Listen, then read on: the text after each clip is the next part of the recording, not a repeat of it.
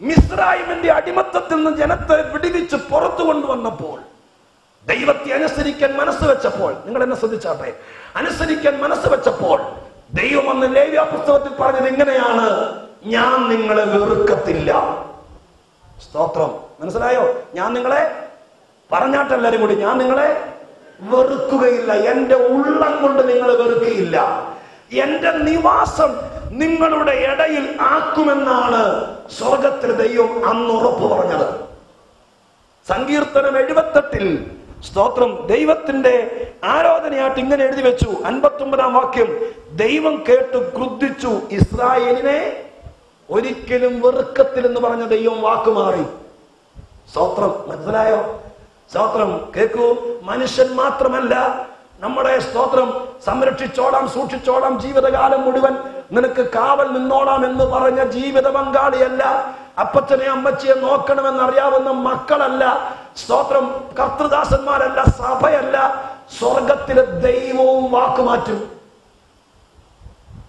ഒരിക്കൽ പറഞ്ഞത് തിരുത്തി പറയും. എപ്പോഴാന്ന് പറയാം? സ്തോത്രം ദൈവത്തിന്റെ ഹിതപ്രകാരമല്ലാത്ത നിലവാരത്തിൽ, അവന് ടോളറേറ്റ് ചെയ്യാൻ പറ്റാത്ത നിലവാരത്തിൽ തന്റെ ജനം കടന്നു പോകുമ്പോൾ ദൈവം പറഞ്ഞ വാഗ്ദത്തങ്ങൾ മാറ്റിക്കളയാൻ ദൈവം മടിക്കത്തില്ലെന്ന് ഇന്ന് പകൽക്കാലം ദൈവസഭ മറക്കരുത്. സ്തോത്രം, സ്തോത്രം, സ്തോത്രം. ഹല്ലേലൂയ. സ്തോത്രം. ഒരിക്കൽ കൂടി കർത്താവിന് നന്ദിയോടെ സ്തോത്രം ചെയ്താട്ടെ, ശക്തിയോടെ സ്തോത്രം ചെയ്താട്ടെ. ഹല്ലേലൂയ. കർത്താവ് നമ്മളെ ചില കാര്യങ്ങൾ പഠിപ്പിക്കുക, ദൈവത്തിന്റെ ഭാവം നമ്മളെ ചൂണ്ടിക്കാണിക്കുക. ആത്മാവിന്ന് രാത്രിക്കാലം നമ്മോട് പറയുന്നു, അവൻ പറഞ്ഞ വാഗ്ദത്തങ്ങൾ മാറ്റിപ്പറയാൻ അവൻ ആരുടെയും ആലോചന വേണ്ട. ഒരിക്കൽ വെറുക്കത്തിനെന്ന് പറഞ്ഞ ദൈവം പിന്നത്തേതിൽ പറഞ്ഞു, ഇസ്രായേലിനെ എനിക്ക് വെറുപ്പാണ്. ഹൃദയം കൊണ്ട് പ്രാർത്ഥിക്കണം, കർത്താവെ, ജീവിതത്തിൽ ഒരിക്കലും എന്നെയും എന്റെ കുടുംബത്തെ നോക്കി അങ്ങനെ ഒരു സ്റ്റേറ്റ്മെന്റ് പറയാൻ ഇടയാകരുത്. ലോകക്കാര് മുഴുവൻ വെറുത്താലും, സമൂഹം മുഴുവൻ വെറുത്താലും, എന്റെ ദൈവം എന്നെ വെറുക്കരുത്. രണ്ടാമത്തെ കാര്യം ഇങ്ങനെ അവിടെ എഴുതിയിരിക്കുന്നത്: ആകയാൽ ശീലോവിലെ തിരുനിവാസവും താൻ മനുഷ്യരുടെ ഇടയിൽ അടിച്ചിരുന്ന കൂടാരവും ഉപേക്ഷിച്ചു. അന്ന് ദൈവം പറഞ്ഞത് ഇങ്ങനെയാണ്, സ്തോത്രം, ഞാൻ എന്റെ വാസം സ്വർഗത്തിൽ കോടാനുകോടി ദൂതന്മാരെ ആരാധിക്കുന്ന പർദീസവാസിയായിരിക്കുന്ന മഹാദൈവം ഇസ്രായേലിനോട് അന്ന് പറഞ്ഞു, നിങ്ങൾ എന്നെ അനുസരിക്കാൻ മനസ്സ് വെച്ചതുകൊണ്ട്, നിങ്ങൾ എന്നെ നോക്കി ഇറങ്ങിത്തിരിക്കാൻ മനസ്സ് വെച്ചതുകൊണ്ട്, നിങ്ങൾ എന്നോട് കൂടെ നടക്കാൻ തീരുമാനിച്ചതുകൊണ്ട് ഞാനൊരു തീരുമാനമെടുക്കുന്നു. എന്റെ ദൂതന്മാരെ നിങ്ങളുടെ കൂടെ വിടാനല്ല, ദൂതന്മാരുടെ ആരാധന വിട്ട്, സ്വർഗീയ സാന്നിധ്യം വിട്ട്, സ്വർഗീയ പർദീസം വിട്ട്, സ്വന്തം താൽക്കാലികമായി നിങ്ങൾ അടിക്കുന്ന കൂടാരത്തിലേക്ക് ഞാൻ എന്റെ താമസം മാറ്റാൻ പോകുക. എനിക്ക് അത്ര ഇഷ്ടമാണ് നിങ്ങളെ, എന്നെ അനുസരിക്കുന്നവന് അത്രയ്ക്ക് ഇഷ്ടമായി എനിക്ക് എന്റെ വാക്ക് കേട്ട് അനുസരിക്കുന്നവന് കൂടെ വസിക്കാൻ എനിക്ക് താല്പര്യമുണ്ട് എന്ന് പറഞ്ഞ് സ്വർഗം വിട്ടിറങ്ങി വന്ന ദൈവം ഇപ്പോൾ പറയുന്നു, തിരുനിവാസം ഞാൻ ഉപേക്ഷിക്കുകയാണ്. സ്തോത്രം. കേൾക്കണേ, ഭയാനകമായ സത്യം ഞാൻ പറയാം. കേരളക്കരയിലെ ഒട്ടനവധി തിരുനിവാസത്തിന്റെ നിഴലാണല്ലോ ദൈവത്തിന്റെ സഭയുടെ നിഴലാണല്ലോ തിരുനിവാസമൊക്കെ. ഞാൻ ആത്മാവിൽ പറയാം, സ്തോത്രം, തുടങ്ങിയ കാലത്ത് സ്വർഗം വിട്ടിറങ്ങി വന്ന പല സഭകളും, ദൈവം ഇറങ്ങി വസിച്ച പല സഭകളും കേരളക്കരയിൽ സ്വർഗത്തിലെ ദൈവം ഉപേക്ഷിച്ചിട്ട് മടങ്ങിപ്പോയി. ഇന്ന് അവരുടെ നടുവിൽ ദൈവമില്ല. ഞാൻ ഇന്ന് രാത്രി പ്രസംഗിക്കുന്നത് ശ്രേഷ്ഠന്മാരുടെ ആത്മീക കൂട്ടത്തിലായിരിക്കുക. കൂടെ കൂടെ പ്രാർത്ഥിക്കണം, ദൈവമേ, ഇനി 10 പേരും കൂടി വന്നില്ലെങ്കിലും വരട്ടെ, വന്നില്ലെങ്കിലും തിരുനിവാസം ഉപേക്ഷിച്ചു പോകാൻ മനസ്സ് വെച്ചവൻ നമ്മുടെ ആത്മീക കൂട്ടം വിട്ടിട്ട് പോകരുത്. ഹല്ലേലൂയ. സ്വർഗം വിട്ട് താണഭൂമിയിലേക്ക് ഇറങ്ങി വന്ന അക്ഷരികമായി ഞാൻ നിങ്ങളുടെ കൂടെ വസിക്കുമെന്ന് പറഞ്ഞ് സ്തോത്രം ഗബ്രിയേലിനെ, മീഖായേലിനെ, ദൂതസഞ്ചയത്തെയും എല്ലാവരെയും വിട്ടിട്ട് സ്തോത്രം ഹല്ലേലൂയ സ്വർണ്ണ വീതിയുള്ള ആ തങ്ക തെരുവീതിയുള്ള ആ പട്ടു പർദീസ വിട്ടിട്ട് സ്വർഗസ്ഥനായ ദൈവം അവരോട് കൂടെ വസിക്കാൻ വേണ്ടി താഴേക്ക് ഇറങ്ങി വന്നു. അങ്ങനെ ദൈവം വസിച്ച കാലം ഒരു സുന്ദര കാലമായിരുന്നു. കുറെ കഴിഞ്ഞപ്പോൾ ദൈവം പറയുക, ഐ ആം സോറി, ഞാൻ തിരുനിവാസം ഉപേക്ഷിക്കാൻ പോവാ. സ്തോത്രം, നിങ്ങളെ ഞാൻ വെറുത്തു. മനസ്സിലാകുന്നു? സ്തോത്രം. എത്രയോ പേരെ ദൈവം വെറുത്തു, എത്രയോ പേരിൽ നിന്ന് അധിവാസം ദൈവം എടുത്തു മാറ്റിക്കളഞ്ഞു. വാസ്തവത്തിൽ ക്രിസ്ത്യാനിത്വത്തിന്റെ ഏറ്റവും വലിയ പ്രത്യേകത എന്താ? നമ്മൾ സ്നാനപ്പെട്ടതാണോ, പറ്റ മുടി വെട്ടിയതാണോ, മീശ പഠിച്ചതാണോ, സ്വത്രം ആഭരണം ഊരിക്കളഞ്ഞാണോ, ഇതൊക്കെ നമ്മുടെ പുറകെയുള്ള കാര്യങ്ങളാണെങ്കിലും ഏറ്റവും പ്രധാനപ്പെട്ട രണ്ട് കാര്യങ്ങളാണ്. ഒന്ന്, ക്രിസ്തു നമ്മളിൽ വസിക്കുന്നു. രണ്ട്, പരിശുദ്ധാത്മാവ് നമ്മളെ നയിക്കുന്നു. ഈ രണ്ട് കാര്യങ്ങളാണ് ക്രിസ്ത്യാനിത്വത്തിന്റെ മുഖമുദ്ര എന്ന് പറയുന്നത്. സഭയുടെ പേരല്ല, നമ്മുടെ പേരും വീടും മാറിയതല്ല, പാഠപുസ്തകം മേടിച്ച് 10 പാട്ട് പഠിച്ചതല്ല, ബൈബിളിലെ 66 പുസ്തകങ്ങൾ വായിച്ചതല്ല, ബൈബിൾ കോളേജിൽ 3 വർഷം പഠിച്ചതല്ല, ഒത്തുവാക്യങ്ങൾ വെച്ച് 10 കാര്യം പറയാൻ പഠിച്ചതല്ല. അതിനേക്കാളൊക്കെ ഏറ്റവും വലിയ കാര്യം, സ്വർഗസ്ഥനായ ദൈവം നിന്നിൽ വസിക്കാൻ തെരഞ്ഞെടുത്തു. അതല്ല പുതിയ നിയമത്തിന്റെ ആശയം. സ്വർഗത്തിലെ ദൈവം താൻ നമ്മളിൽ വസിക്കാൻ വേണ്ടി തെരഞ്ഞെടുത്തു. അവൻ നമ്മെ വാസസ്ഥലമാക്കി മാറ്റി. എന്റെ ആത്മാവ് നിങ്ങളിൽ വസിക്കുന്നു. അതല്ലേ ക്രിസ്ത്യാനിത്വത്തിന്റെ ഏറ്റവും വലിയ മഹിമ. ഹല്ലേലൂയ. സ്വർഗത്തിലെ ദൈവം വസിച്ച ദൈവത്തിന്റെ വാസമായിരുന്ന പല ആളുകളെയും ദൈവം ഉപേക്ഷിച്ചു. സ്തോത്രം. മനസ്സിലായോ? ഉപവാസത്തിന്റെ തുടക്ക ദിവസങ്ങളിൽ ഞാൻ വന്നിട്ട് ഇങ്ങനെയൊക്കെ പറയുമ്പോൾ നിങ്ങളുടെ നെറ്റിയിലേക്ക് നോക്കുമ്പോൾ അറിയാം ഇഷ്ടപ്പെടാതെ സ്തോത്രം വന്നുപോയല്ലോ എന്നോർത്തിരിക്കുന്നത്. എന്റെ കൂടപ്പുറപ്പെ ഞാനിത് പറയുന്നത് ഉപേക്ഷിച്ചു എന്നല്ല, നിവൃത്തി ഉണ്ടെങ്കിൽ മരണം വരെയും ദൈവം നിങ്ങൾ ഉപേക്ഷിക്കരുത്. സ്തോത്രം. ഹല്ലേലൂയ. കൂടാരം വിട്ടു. നിങ്ങൾ ഓർത്തേ, പ്രമാണം കൊടുത്ത് അക്ഷരീകമായി എഴുതി വെച്ച പ്രമാണത്തിന്റെ അടിസ്ഥാനത്തിൽ നിന്ന കാലത്ത് തിരുനിവാസവാസിയായി വന്ന ദൈവം തിരുനിവാസം വിട്ട് മടങ്ങിപ്പോയെങ്കിൽ, മുഖാമുഖം ദൈവം ഇറങ്ങി വന്ന് സംസാരിച്ച ആ കാലഘട്ടത്തിൽ മുഖപക്ഷമില്ലാത്ത ദൈവം മോശയും അഹരോനും മിര്യാം യോശുവയും കാലേബും ഒക്കെ ഉണ്ടായിരുന്ന ആ കാലഘട്ടത്തിൽ തിരുനിവാസം വിട്ടിട്ട് പോയെങ്കിൽ ഒരു വാഗ്ദത്തത്തിന്റെയും വിശ്വാസത്തിന്റെയും പുറത്തിറങ്ങി വന്ന് നമ്മളെ വിട്ടിട്ട് പോകാതിരിക്കുവോ? സ്തോത്രം. അതുകൊണ്ട് ഇന്ന് രാത്രി ഉപവാസ മധ്യത്തിൽ ദൈവത്തോട് പ്രാർത്ഥിക്കുക. കർത്താവ് വീടും കൂടും ഒന്നും കിട്ടിയില്ലെങ്കിലും ഒറ്റ പ്രാർത്ഥനയുള്ളൂ, ഈ സങ്കീർത്തനത്തിന്റെ വാക്യം വെച്ച് എന്നെ വെറുക്കരുത്. സ്തോത്രം. മനസ്സിലായോ? ഉള്ളം കൊണ്ട് എന്നെ വെറുക്കരുത് കർത്താവേ. സ്തോത്രം. 2, നീ എന്റെ വാസസ്ഥലം, നിന്നിൽ ഞാൻ വസിക്കുന്നു, എന്നിൽ നീ വസിക്കുന്നു, ഞങ്ങളെ വിട്ടിട്ട് മടങ്ങി പോകരുത്. കരങ്ങൾ ഉയർത്തി കർത്താവിന് നന്ദിയോടെ സ്തോത്രം ചെയ്താട്ടെ. ശക്തിയോടെ ദൈവത്തെ സ്തുതിച്ചാട്ടെ. എല്ലാവരും കൂടി ചേർന്ന് ദൈവത്തിന് സ്തോത്രം ചെയ്താട്ടെ. ഹല്ലേലൂയ. സ്തോത്രം. ഹല്ലേലൂയ. അല്പസമയമുള്ളൂ, വളരെ ശ്രദ്ധിച്ചിരിക്കണം, അങ്ങോട്ടും ഇങ്ങോട്ടും പോകരുത്. 2 കാര്യങ്ങൾ ഞാൻ പറഞ്ഞല്ലോ. എന്താ കാര്യം എന്ന് പറയാം. അത് പറയാൻ എനിക്ക് സമയമില്ലെങ്കിലും പറയാൻ എങ്ങനെ പോകുന്നത്. അതിന്റെ സ്തോത്രം എത്രാമത്തെ അധ്യായമാണ്? അതിന്റെ 57-ാമത്തെ വാക്യം. 58-ന്റെ 57-ാമത്തെ വാക്യത്തിനകത്താണ് ഒരുപാട് കാര്യങ്ങളുണ്ട്. ദൈവം അവരെ വെറുക്കാനും അവരെ ഉപേക്ഷിച്ചിട്ട് പോകാനും. ഒരു കാര്യം മാത്രം ഞാൻ നിങ്ങളെ കേൾപ്പിക്കാം. 57 വായിക്കുന്നു. അവർ തങ്ങളുടെ പിതാക്കന്മാരെ പോലെ പിന്തിരിഞ്ഞ്. അടുത്തത്, വഞ്ചനയുള്ള വില്ല് പോലെ. അയ്യോ, ആ പദത്തിന്റെ വ്യാഖ്യാനവും അതിന്റെ ആഴവും നിങ്ങൾ അറിയണം. എന്താ പറഞ്ഞത്? ഇസ്രായേൽ മക്കളെ വിട്ടുപോകാൻ, അവരുടെ ഉള്ളം ദൈവത്തിന്റെ അവരെ വെറുക്കുവാൻ, അവരുടെ നടുവിലുണ്ടായിരുന്ന കൂടാരം വിട്ട് ദൈവം മടങ്ങിപ്പോകാനുള്ള റീസൺസിൽ, കാര്യങ്ങളിൽ അതിപ്രധാനമായിരിക്കുന്ന കാര്യം ദൈവം പറയുക, വഞ്ചനയുള്ള വില്ല് പോലെ അവരായിരിക്കും. എന്താ അതിന്റെ അർത്ഥം പറയാം? കുറച്ചേരം ചിന്തിച്ചു നോക്കണം. എന്താ വില്ലിന്റെ ഉപയോഗം? സ്തോത്രം. അമ്പിനെ ശത്രുവിന്റെ നേരെ പായിക്കാനുള്ള പ്രചോദനവും ശക്തിയും കൊടുക്കുന്ന ഉപകരണമാണ് വില്ല്. കണ്ടിട്ടില്ലെന്ന് നമുക്കറിയാം. സ്തോത്രം. കാരണം സ്തോത്രം ഇതൊക്കെ പഴയ ഉപകരണങ്ങളല്ലേ. AK-47 എന്ന് പറഞ്ഞാണെങ്കിൽ മിക്കവാറും അവർക്ക് പിടികിട്ടിയാണ്. കാരണം നമുക്കറിയാം. സ്തോത്രം. പക്ഷെ ഇത് എല്ലാവർക്കും അറിയാമല്ലോ. പക്ഷെ ഞാൻ എന്ത് ചെയ്യാനും ബൈബിളിൽ എഴുതി വെച്ചിരിക്കുന്നു. സ്തോത്രം. കേൾക്കൂ, ശത്രുവിന്റെ പണ്ട് കാലത്ത് യുദ്ധമുഖത്ത് നിൽക്കുന്ന സന്ദർഭത്തിൽ ഘോരമായ യുദ്ധം കൊടുമ്പിരി കൊണ്ടിരിക്കുമ്പോൾ ശത്രുനിരകൾക്ക് നേരെ അതിശക്തമായി യുദ്ധം ചെയ്യാൻ ഉപയോഗിക്കുന്ന ശ്രേഷ്ഠകരമായ ഒരു ആയുധമായിരുന്നു അമ്പും വില്ലും. 2 ഭാഗമാണുള്ളത്.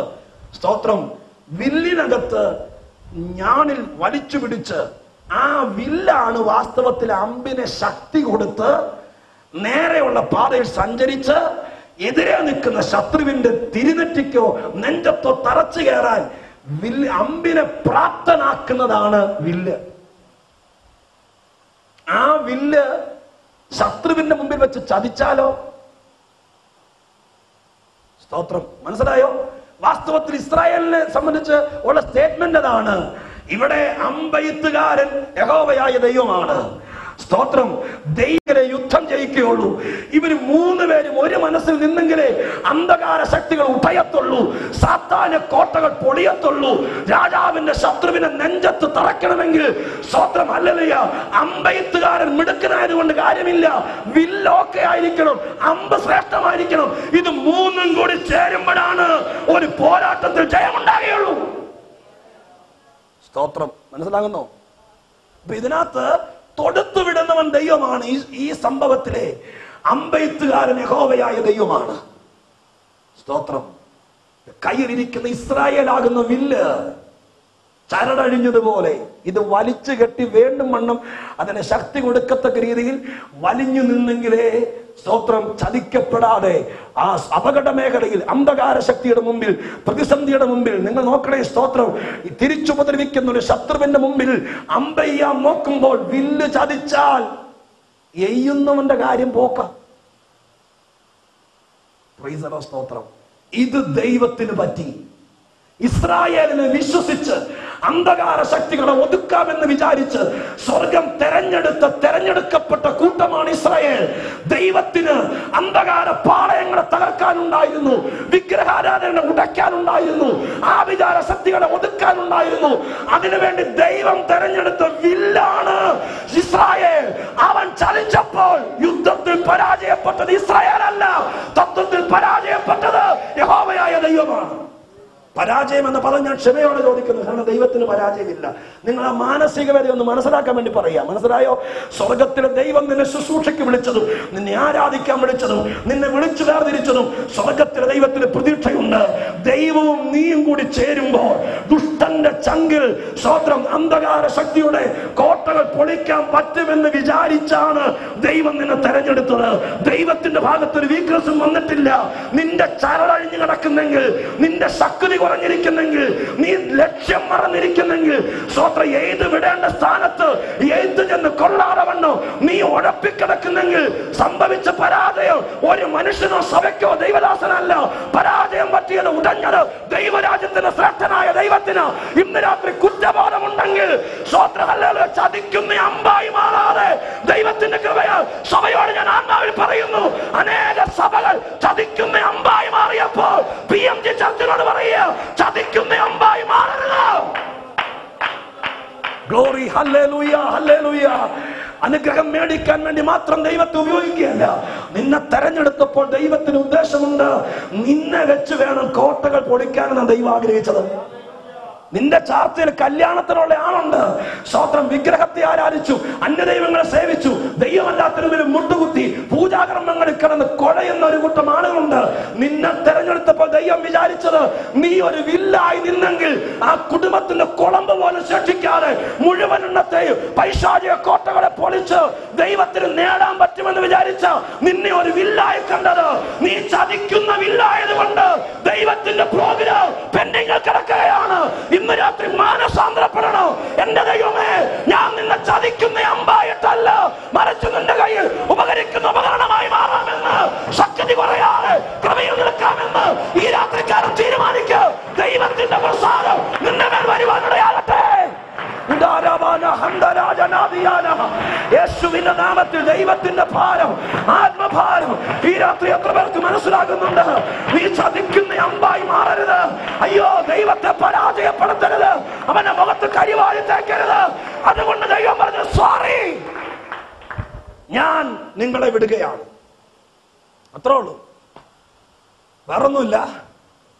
ചതിക്കുന്ന അമ്പായി തുടരാണ് ആ ഭാവമെങ്കിൽ ഇന്ന് രാത്രി വരെയും അവൻ വിട്ടിട്ടില്ല. പക്ഷെ ഇന്നൊരു ദൂത് പറയുന്നു, പണ്ട് നീ ഇറങ്ങിത്തിരിച്ചപ്പോൾ സ്തോത്രം കുടുംബക്കാരെയും ചാർച്ചക്കാരെയും പ്രിയപ്പെട്ടവരെ ഒന്നും നോക്കാതെ സുവിശേഷം കേട്ട് കൈ ഉയർത്തി വിശ്വസിച്ച് കർത്താവിന്റെ നാമത്തിന് ഇറങ്ങിത്തിരിച്ചപ്പോൾ അന്ന് ഞാൻ നിനക്കൊരു വാക്ക് തന്നിരുന്നു, ഞാൻ നിന്നെ വെറുക്കൂലെന്ന്. അന്ന് ഞാൻ നിനക്കൊരു വാക്ക് തന്നിരുന്നു. സ്തോത്രം. എന്റെ നിവാസം സ്വർഗത്തിൽ നിന്ന്, മണിമേടകളിൽ നിന്ന് നിന്റെ കൊച്ചു കുടിലേക്ക് മാറ്റുകയാ. ഞാൻ നിന്റെ കൂടെ വസിച്ചോളാമെന്ന് അന്ന് നിനക്കൊരു വാക്ക് തന്നിരുന്നു. തീർന്നില്ല. അന്ന് ഞാൻ ഒരു വാക്ക് തന്നിരുന്നു, ഞാൻ നിന്റെ ഇടയിൽ സഞ്ചരിച്ചോളാമെന്ന്. ഇന്ന് രാത്രി ദൈവം ഒരു മുന്നറിയിപ്പ് പറയുന്നു. ചതിക്കുന്ന അമ്പായി തുടരാൻ അഭാവമെങ്കിൽ ഇന്ന് രാത്രി ആ വാഗ്ദത്തം തിരിച്ചെടുക്കുന്നു. ഞാൻ നിന്നെ ഉപേക്ഷിക്കാൻ തയ്യാറാകും. ഞാൻ എന്റെ വാസസ്ഥലം നിന്റെ ഇടയിൽ നിന്ന് മാറ്റും. ഞാൻ നിന്നെ വെറുക്കാം. ഹല്ലേലൂയ. അതുകൊണ്ട് ഈ രാത്രിക്കാലം ഉത്തരവാദിത്വ ബോധത്തിലേക്ക് ദൈവജനം തിരിച്ചു വരണം. എന്നെ പറഞ്ഞിട്ട് ഒരു കഥയില്ല. യോഗത്തിന് തുടക്കം വലിയ ഉപവാസം വെക്കരുതായിരുന്നു. സ്തോത്രം. ഉപവാസം എന്ന് പറയുന്ന വാഗ്ദത്തം കേൾക്കുന്ന മാത്രമല്ല, ദൈവത്തിന്റെ പദ്ധതിയിലേക്ക് മടങ്ങി വരുന്ന ഉപവാസവും പ്രാർത്ഥനയും. സ്തോത്രം. ഹല്ലേലൂയ. അതുകൊണ്ട് കർത്താവിന്റെ രാത്രി നമ്മോട് പറയുന്നു, ഞാൻ പറഞ്ഞ വാഗ്ദത്തത്തിന് മാറ്റം വരാതിരിക്കണമെങ്കിൽ ലക്ഷ്യബോധത്തിലേക്ക് മടങ്ങി വരണം. വിളിച്ചപ്പോഴുള്ള പ്രതീക്ഷയിലേക്ക് തിരിച്ചു കയറണം. അതിന് തയ്യാറായാൽ ഒരു കാലത്ത് ഞാൻ നിന്നെ ഉപേക്ഷിച്ച് മടങ്ങി പോകയില്ല. ഇസ്രായേലിനെ ദൈവം വിളിച്ചിട്ടില്ല, ഇസ്രായേൽ മക്കളെ എന്നെ വിളിച്ചിട്ടുള്ളൂ. അത്രയ്ക്ക് സ്നേഹിച്ചൊരു ദൈവത്തെ ഞാൻ പ്രസംഗിക്കുന്നത്. സ്തോത്രം. ഹല്ലേലൂയ. ഇസ്രായേൽ മക്കളെ എന്നെ പ്രവാചകന്മാരെ കൊണ്ട് വിളിപ്പിച്ചിട്ടുള്ളൂ.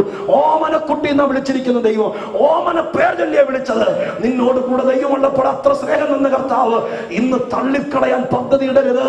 ഇന്ന് രാത്രികാലം കൃപയുടെ അകത്ത് നിൽക്കുന്ന ദൈവത്തിന്റെ മക്കൾ കർത്താവിനെ മുറുകെ പിടിച്ചോണ്ട് ഒരിക്കൽ കൂടി നന്നായി സ്തോത്രം ചെയ്യുക. സ്വർഗം നമ്മുടെ കൂടെ ഇരിക്കട്ടെ. ഒരിക്കൽ കൂടി കരമുയർത്തി ശക്തിയോടെ ദൈവത്തെ സ്തുതിച്ചാട്ടെ. ഹല്ലേലൂയ. അടുത്തത് 3 കാര്യങ്ങളാണ് പറയുന്നത്. മൂന്നാമത്തെ കാര്യത്തിൽ അധികം നേരം നിൽക്കാം. സ്തോത്രം. അപ്പൊ നമുക്ക് കാര്യങ്ങളുടെ ഗൗരവമുള്ള ഭാഗങ്ങളിലേക്ക് പ്രവേശിക്കാം. മൂന്നാമത്തെ വാക്കിതാണ്, ഞാൻ നിങ്ങളുടെ ഇടയിൽ സഞ്ചരിച്ചു കൊണ്ടിരിക്കും. ഞാൻ നിങ്ങളുടെ ഇടയിൽ സഞ്ചരിച്ചു കൊണ്ടിരിക്കും. ഇതാണ് മൂന്നാമത്തത്. 2 കാര്യങ്ങൾ.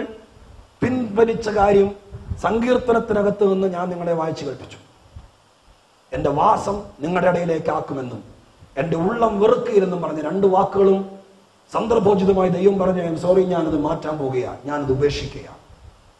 സ്തോത്രം. എന്ന് പറഞ്ഞ് ദൈവം ശീലോവിലെ വാസസ്ഥലത്തെ ഉപേക്ഷിച്ചു എന്നും എന്റെ ഉള്ളം അവനെ വെറുത്തു എന്നും സങ്കീർത്തനത്തിൽ എഴുതി വെച്ചു.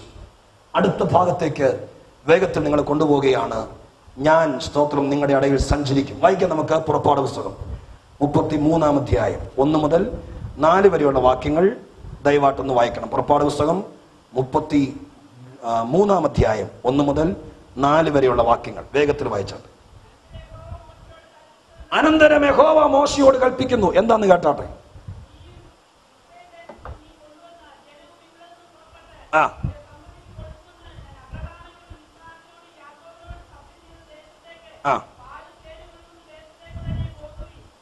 ഓക്കെ, ആ ഭാഗങ്ങൾ കേട്ടോളണം. ദൈവം മോശയോട് പറയുന്നു, ഞാൻ പറഞ്ഞ ദേശത്തേക്ക് പോകുവി, പാലും തേനും ഒഴുകുന്ന ദേശത്തേക്ക് തന്നെ പോകുവി. ഞാനൊരു ദൂതനെ നിനക്ക് മുമ്പായി അയക്കും. കനാന്യർ, അമോര്യർ, ഹിത്യർ, പെരിസ്യർ, ഹിവ്യർ, എബ്യൂസർ എന്നിവരെ ഞാൻ അടുത്തത്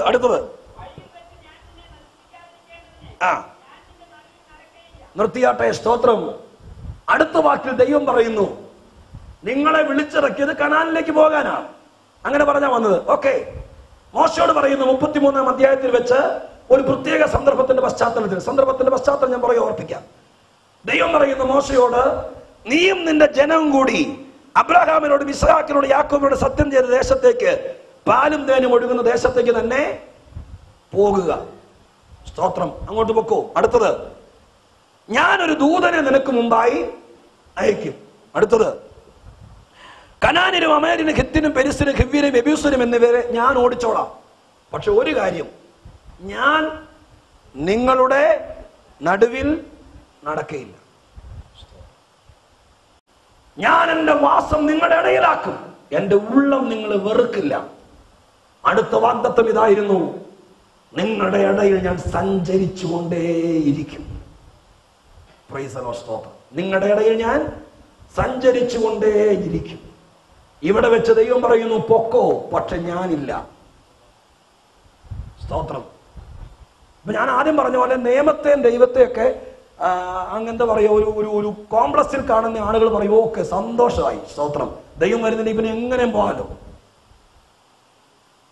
പക്ഷെ ഇസ്രായേൽ മക്കളും മോശയും ആ വാക്ക് കേട്ടപ്പോൾ ആവലോടെ കരഞ്ഞു. കനാൻ കിട്ടത്തില്ലെന്ന് പറഞ്ഞില്ല. ദൂതനെ അയക്കത്തില്ലെന്ന് പറഞ്ഞില്ല, ശത്രു കയറി തല കയറി നിരങ്ങുമെന്ന് പറഞ്ഞില്ല, അവരൊക്കെ ഒതുക്കാനാ പറഞ്ഞത്.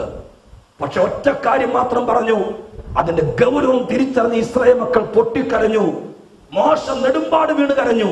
കൂടാരമെടുത്ത് പുറത്തടിച്ചിട്ട് സ്വത്രം ദിവസങ്ങളോളം വീട്ടിൽ കയറാതെ മോശ കരഞ്ഞുകൊണ്ട് കൂടാരത്തിനകത്തിരുന്നു. എന്താ കാര്യം? കനാനിലേക്ക് പൊക്കോളാൻ പറഞ്ഞു, ദൂതനെ തരാന്ന് പറഞ്ഞു, ശത്രുവിനെ ഒതുക്കിയേക്കാന്ന് പറഞ്ഞു. ദൈവം പറഞ്ഞു, ഇന്ന് മുതൽ ഞാൻ നിങ്ങളുടെ കൂടെ വരികയല്ല. Praise the Lord. സ്തോത്രം.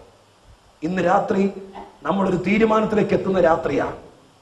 ദൈവത്തെ കൂടാതെ ഒരു അനുഗ്രഹം നമുക്ക് വേണോ, അതെയോ ദൈവത്തോട് കൂടെ മതിയോ? സ്തോത്രം. ദൂതനെ തരാം, സ്ഥലവും തരാം, വീടും തരാം, കാറും തരാം, വണ്ടിയും തരാം, എല്ലാം തരാം. നീ എന്റെ പുറകെ ഇറങ്ങി തിരിച്ചു പോയല്ലോ. ഞാൻ പറഞ്ഞിട്ട് നീ ജോലിയൊക്കെ രാജിവെച്ചല്ലോ. ഞാൻ പറഞ്ഞിട്ട് ചർച്ചക്കാരും കുടുംബക്കാരും വിട്ടല്ലോ. ഇനി ഞാൻ നിന്നെ ചതിച്ചൊന്നും വേണ്ട, ഈ പറഞ്ഞതൊക്കെ തന്നേക്കാം, പക്ഷെ ഒറ്റ ഡിമാൻഡ്, ഞാൻ വരികയല്ല. സ്തോത്രം. ഓക്കെ പറഞ്ഞ ആമീൻ പറയുന്നവരുണ്ടെങ്കിൽ ഇപ്പൊ യോഗം നിൽക്കുക.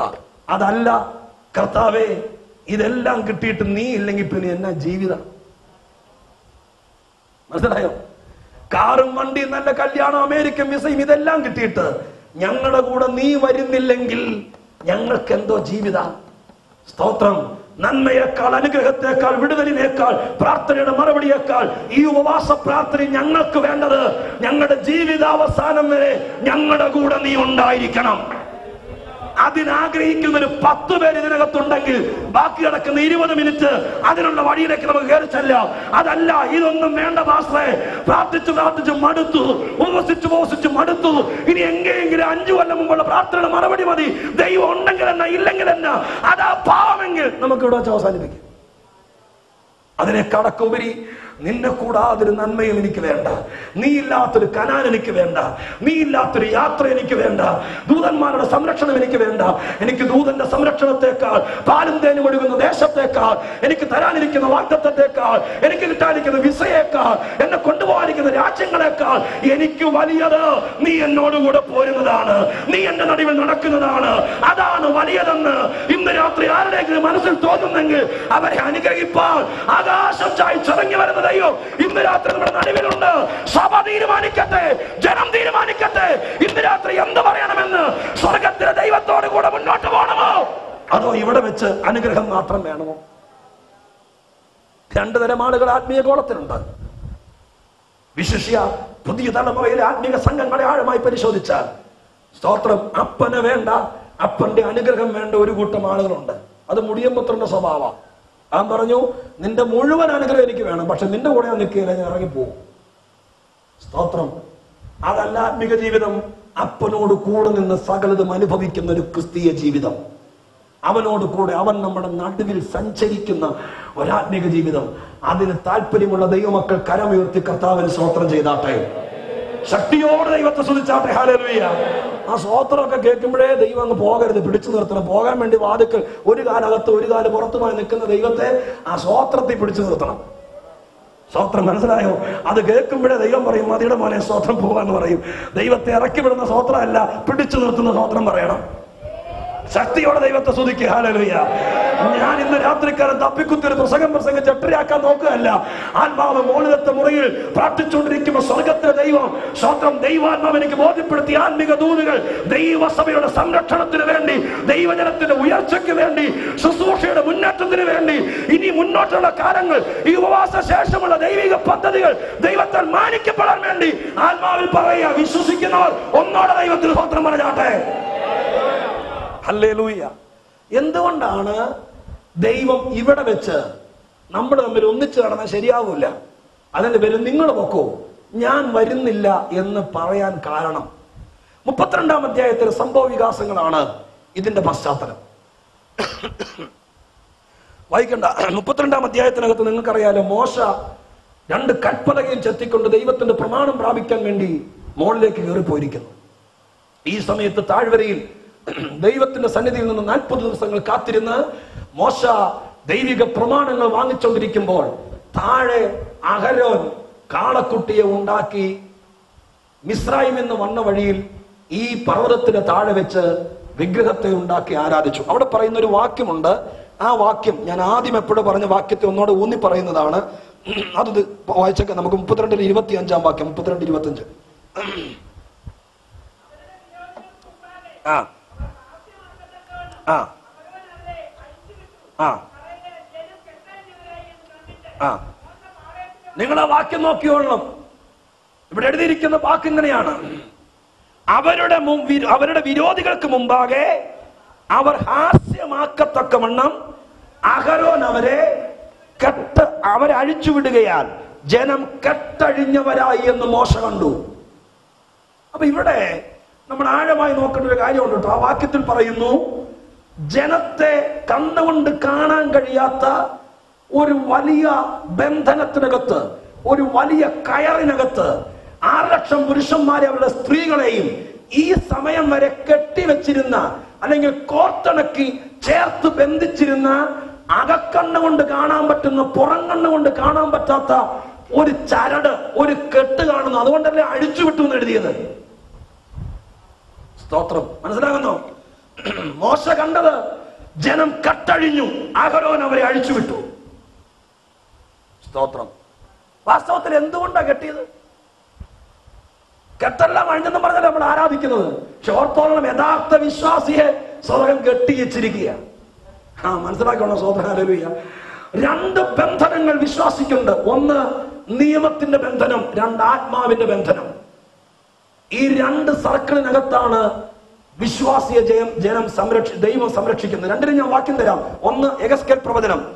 സ്തോത്രം. 20-ാം അധ്യായത്തിന്റെ 37-ാം വാക്യം. വേഗം വായിക്കണം കേട്ടോ, ഇല്ലെങ്കിൽ യോഗം 11 മണിയായി പോകും. സ്തോത്രം. വേഗത്തിൽ വായിക്കുക. 20-ാം അധ്യായം 37-ാം വാക്യം, യെഹെസ്കേൽ പ്രവചനം. വേഗത്തിൽ വായിച്ചാട്ടെ. യെഹെസ്കേൽ. ഞാൻ നിങ്ങളെ, ദൈവം പറയുന്നു, ഞാൻ നിങ്ങളെ കോലിന്റെ കീഴേ കിടത്തി നിയമത്തിന്റെ ബന്ധനത്തിൽ ഉൾപ്പെടുത്തും. അടുത്തത്, എന്നോട് മത്സരിച്ച് അതിക്രമിക്കുന്നവരെ നോക്കണേ. അവിടെ ഇസ്രായേലിനോട് യെഹെസ്കേൽ പ്രവാചകന്റെ കാലഘട്ടത്തിൽ പറയുകയാണ്, എന്നോട് മത്സരിക്കുന്നവരെ ഞാൻ നീക്കും, ബാക്കി